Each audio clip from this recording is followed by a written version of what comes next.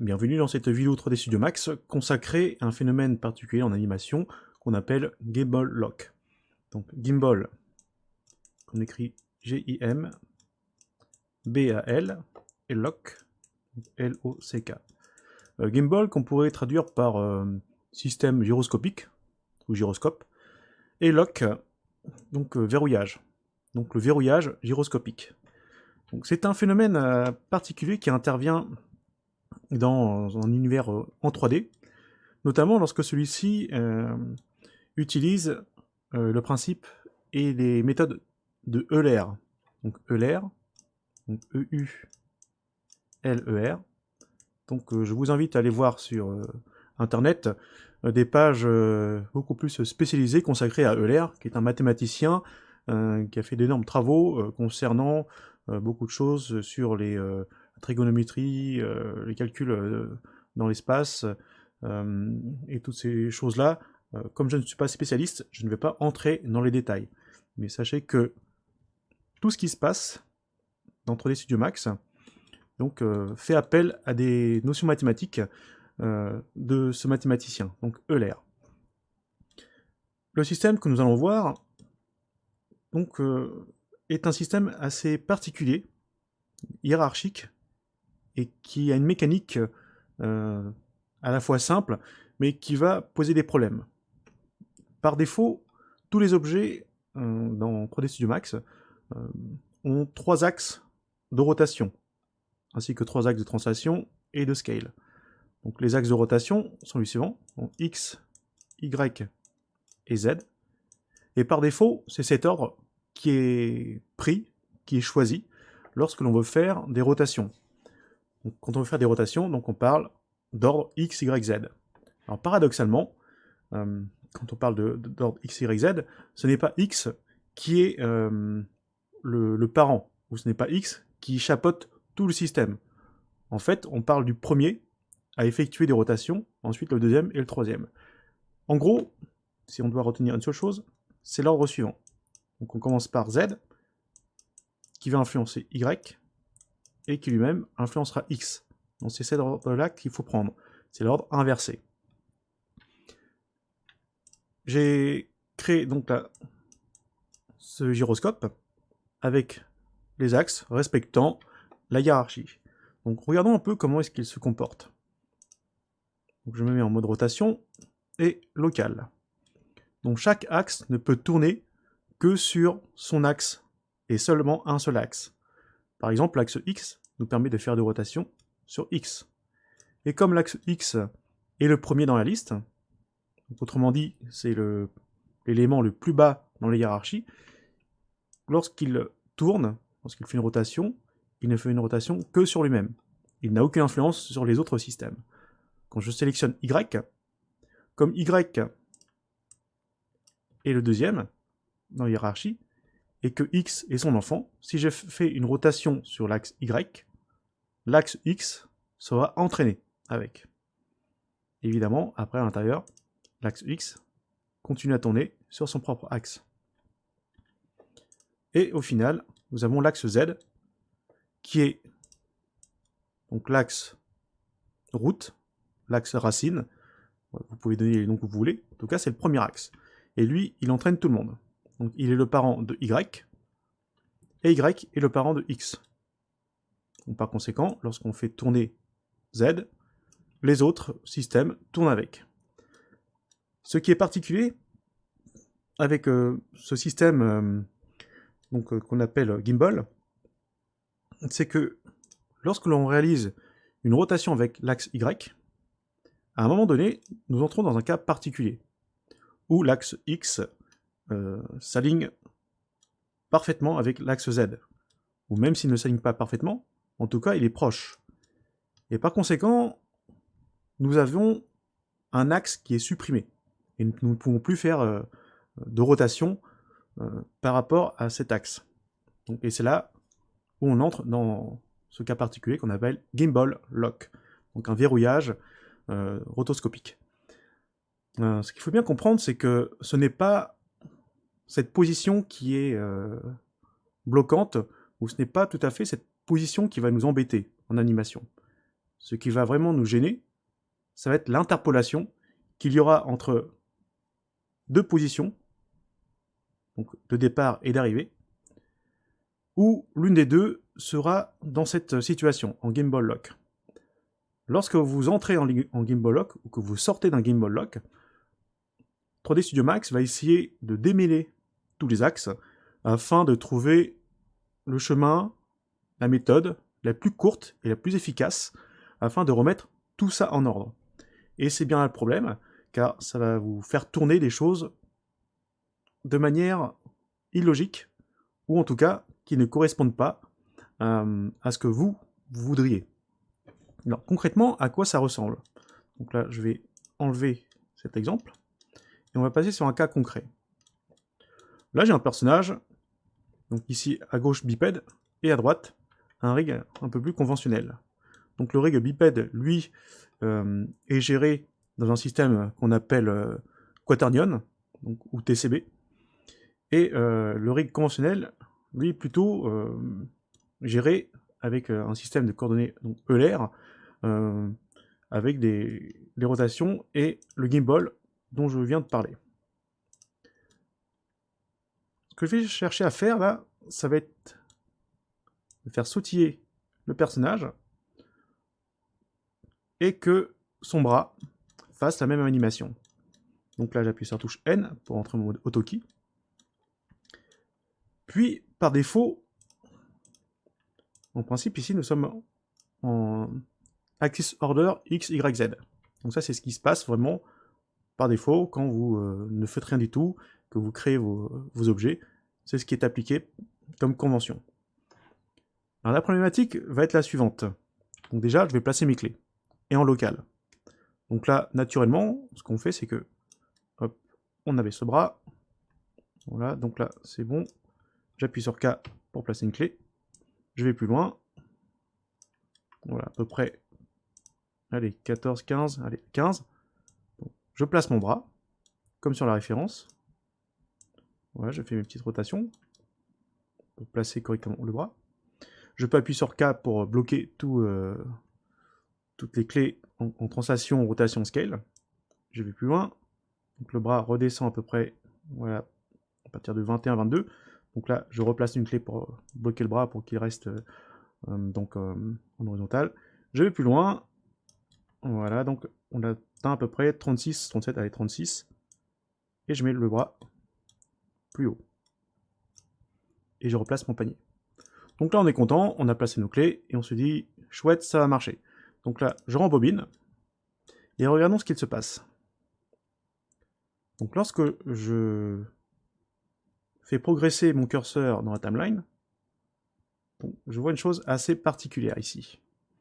Donc sur bipède, le panier, lui, se balance comme on pense, c'est-à-dire donc d'avant vers l'arrière. Par contre, sur notre rig conventionnel, le panier, il a tendance à se déporter vers l'extérieur. Donc là, il se déporte vers l'extérieur. Ensuite, il revient sur la position que j'ai fixée. Puis de 15 à 22, donc là, il reste droit, puisqu'on ne fait pas de rotation. Puis de 22 à 35, voici ce qu'il se passe. Donc le panier revient, mais il passe dans les jambes de notre personnage, pour se placer correctement au bon endroit. Donc certains d'entre vous vont me dire, bah, on n'a qu'à venir au milieu, donc on frame 29 ou 30, et placer une clé extrême, afin de faire passer le panier un peu plus vers l'extérieur du personnage. Faisons-le. Donc je le fais. Maintenant, je relis la séquence, et voici ce qui se passe. Donc le panier se déporte toujours vers l'extérieur, et pire, là maintenant, là, il passe carrément sur les deux jambes, pour se replacer au bon endroit. Donc là, ce qu'il faut bien comprendre, c'est que dans l'univers 3D, les rotations sont gérées avec le système gimbal, donc un système hiérarchique avec une mécanique bien particulière. Donc là, pour comprendre, je vais rembobiner, et je vais me mettre en mode gimbal. Donc déjà, la première chose qu'on peut remarquer, c'est que là, l'axe X est quasiment plaqué sur l'axe Z, à cause de Y, ici, là, que j'ai baissé tout à l'heure. Donc là, si je fais évoluer frame par frame, nous voyons un peu ce qu'il se passe avec X, Y et Z. Donc Z ne bouge pas. Par contre, X et Y font leur interpolation pour se placer dans la position où j'étais donc en mode local. Donc, ils essaient de trouver la meilleure solution, la meilleure interprétation pour faire ça. Par contre, avec l'interpolation de la rotation des axes, eh bien, ça me déporte mon panier complètement à l'extérieur. Ensuite, de 15 à 22, ça reste droit. Puis de 22 à 29, ben, ça refait pareil. Donc là, on voit les axes, comment est-ce qu'ils se comportent. Donc là, Y fait sa rotation, mais en même temps, on remet X sur Z, quasiment. Donc il fait même plusieurs tours. Et c'est ce qui crée les chemins, les arcs d'animation que l'on voit et qui ne correspondent pas du tout à ce que nous, on cherche à effectuer. Donc ce qu'il faut bien comprendre, c'est que lorsque l'on se met en mode local ou en mode world, ce ne sont que des outils à un instant précis. C'est un outil visuel pour nous afin de placer correctement un élément dans l'univers. Ensuite, lorsqu'on va demander à 3D Studio Max de faire ses calculs et de faire lui-même ses mouvements, lui en fait il fait tout en mode gimbal. Il faut bien garder ça à l'esprit. Maintenant la question qu'on doit se poser, c'est quelles sont les solutions, quelles sont les méthodes afin d'éviter ce genre de caprice du système Euler avec le gimbal. Donc il existe plusieurs méthodes pour faire ce genre de correction. Alors la première, mais qui ne fonctionne pas toujours, et qui peut donner des résultats un petit peu aléatoires, c'est la suivante. Dans le Graph Editor, j'ouvre le Curve Editor, j'affiche les courbes de rotation, donc X, Y, Z, je sélectionne le tout, puis nous avons un outil normalement qui se trouve ici, voilà, dans le menu Edit, Track View Utilities, donc ça c'est pour 3D Studio Max, et là nous avons un outil qui s'appelle Euler Filter. Donc Euler Filter, donc Euler ça se prononce presque comme du pétrole, donc Euler Filter, donc on le sélectionne cet outil et on clique sur OK. Là le système va nous demander, voilà, entre quel frame et quel frame est-ce qu'on fait pour est-ce qu'on utilise pour appliquer notre filtre Euler afin d'essayer, de tenter, je dis bien essayer, hein, de corriger cette problématique et voir si cela va vraiment donner le bon comportement. En plus, là, on peut demander au système de rajouter des clés automatiquement. Bon, là, on va essayer ça déjà. Donc de 0 à 36, je clique sur OK. Donc là, on voit qu'il y a quelques... Alors, j'ai essayé un CTRL Z. CTRL Z, CTRL Y. Bon, il ne s'est pas passé grand-chose. Donc en tout cas, ce que je peux faire, donc je vais regarder au niveau animation s'il y a quelque chose qui a été changé. Bah non, là c'est toujours pareil. Donc là, il n'y a pas eu de gros changements. Il n'y a pas eu de grosses modifications. Donc ce que je peux tenter de faire éventuellement, bah, c'est de prendre toutes les clés et de réappliquer le Euler Filter. Donc, Euler Filter, bon, je reclique sur OK. Bon, là, ça ne change pas grand-chose, hein, donc on voit que c'est toujours pareil. On va lui laisser l'opportunité de rajouter des clés s'il le veut. Non, donc là, c'est toujours pareil. Donc là, on n'a pas de vraie évolution dedans. Donc le Euler Filter, parfois, bah, voire souvent, ça ne corrige rien du tout. Donc là, ici, on voit bien ce qu'il se passe. Donc là, on a toujours le même problème. Bon, dans certains cas, cela peut vous aider. Donc avant de supprimer vos clés, si vous avez commencé par ça, bah, essayez d'appliquer ce Euler Filter. Si ça ne marche pas, bah, tant pis pour vous, ou plutôt dommage pour vous. Donc là, ce qu'il va falloir faire, c'est recommencer. Parce qu'il va falloir trouver le bon ordre dans lequel il faut faire les rotations. lorsqu'on est en système ELR. Donc actuellement, on est en X, Y, Z. Donc là, vous vous dites, ah bah c'est bon, j'ai posé mes clés, je vais pas me casser la tête à replacer mes clés, je vais changer l'ordre tout de suite pour essayer de voir s'il y a un système qui va mieux aller que l'autre. Donc là, bah, on va essayer avec Z, Y, X. Je prends Z, Y, X. Et là, qu'est-ce qui se passe lorsque je joue ma séquence? Donc là, l'animation, c'est du n'importe quoi. Donc ça part dans tous les sens. Donc ça ne correspond plus du tout à quelque chose de logique ou ce que nous, on souhaiterait obtenir comme résultat. Donc là, ce qu'il va falloir faire, donc là, je sélectionne toutes les clés, je me remets en frame 0, je les supprime. Puis je vais remettre le bras correctement, donc par exemple en mode parent, donc à 0, 180 et 0, pour le remettre comme il était au départ. Puis j'en mets le mode gimbal. Donc lorsque vous voulez faire de l'animation, avant de commencer à poser vos clés, lorsque vous serez animateur avancé, ou quand vous voudrez faire des séquences d'animation assez complexes, vous devez réfléchir et anticiper le comportement du système gimbal dans l'univers 3D avec la gestion de type ELR. La question à se poser, c'est quel est l'axe qui va bouger en premier? Ou plutôt, qu'est-ce que je peux trouver comme arrangement afin que lorsque je fais bouger un axe, ça n'ait pas trop d'influence sur les autres? Bah, la première chose à faire déjà, c'est de ne pas placer de clé d'animation, et c'est de réfléchir, de faire des tests. Donc là, par exemple, là, je suis en mode gimbal, je suis sur un frame 0, et là, je suis en mode X, Y, Z. Lorsque je suis en mode X, Y, Z, la première chose que je vais faire, c'est replacer le bras droit le long du corps. Lorsque je fais ça, j'ai l'axe X qui vient avec. Est-ce que c'est stratégique? Est-ce que ça va me servir à quelque chose? Bah non. En fait, je me coince tout seul.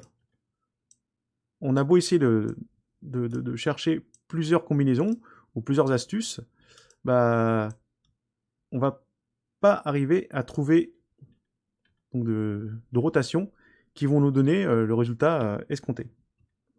Donc ce qu'il va falloir faire, là, c'est réfléchir à l'ordre des axes, ici dans ce paramètre. Donc pour y accéder, vous devez sélectionner le contrôleur qui vous intéresse, onglet Motion, bouton Parameters, vous allez dans la section PRS Parameters, vous cliquez sur Rotation, et lorsque vous êtes en rotation, vous aurez le ELR Parameters qui va apparaître ici. Si vous n'êtes pas en mode rotation, vous ne verrez pas ce ELR Parameter. Et si vous avez bien compris, tout à l'heure, ce que je vous ai dit, c'est que le premier axe dans la liste, c'est lui qui va bouger tout seul, puisque c'est le dernier, en fait. C'est le premier axe à bouger, mais c'est le dernier dans la hiérarchie. Donc là, si vous avez bien compris, Y, je cherche à effectuer une rotation sans que ça fasse bouger les autres axes. Dans la liste, il va falloir que j'aille chercher un paramètre qui commence par Y. Donc là, on a 3 choix. Sauf que le dernier, bah, c'est écrit Y, Z, Y. Donc là, ça me supprime mon axe X, pardon. Ça ne m'intéresse pas. Donc là, je supprime cette option. Il m'en reste deux maintenant. Y, Z, X, Y, X, Z. Enfin, on va prendre la première. Je sélectionne la première, donc Y, Z, X, et je regarde le résultat. Maintenant, avec cet ordre, si je fais une rotation de Y, ah là, c'est intéressant. Quand je fais une rotation de Y, X ne bouge pas et Z ne bouge pas non plus. Ah, c'est plutôt pas mal. Ensuite, quand je bouge donc Z, qui est le deuxième, quand je bouge Z, ça fait bouger Y. Et quand je bouge X, bah, ça fait tout bouger. Bon, on va voir ce que ça donne. Apparemment, là, c'est quand même moins grave. Et intuitivement, on se dit, c'est quand même intéressant. Donc là, je vais placer mon bras dans la position désirée. J'appuie sur K pour placer une clé. Je vais plus loin, donc on frame 14-15. Et je vais lever le bras. Je lève le bras.